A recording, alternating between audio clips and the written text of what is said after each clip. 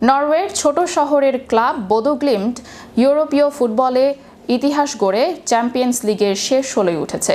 বিশ্বখ্যাত ইন্টার মিলানকে হারিয়ে ১০৯ বছরের ক্লাব ইতিহাসে প্রথমবারের মতো এই কীর্তি গড়ল তারা।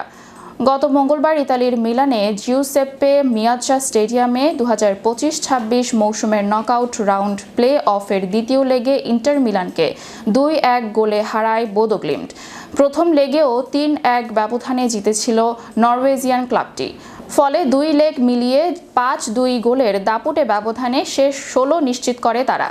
নরওয়ের উত্তরাঞ্চলের প্রায় ৫৪,০০০ মানুষের ছোট শহর বোদোতে ১৯১৬ সালের প্রতিষ্ঠিত ক্লাবটির জন্য এটি ইউরোপীয় সেরা আসরে নতুন মাইলফলক। লিগ পর্বের প্রথম ৬ ম্যাচে ৩ ড্র ও ৩ হারে বিদায়ের শঙ্কায় থাকলেও শেষ ২ ম্যাচে ম্যানচেস্টার সিটি ও অ্যাটলেটিকো মাদ্রিদকে হারিয়ে নাটকীয়ভাবে প্লে অফে জায়গা করে নেয় দলটি।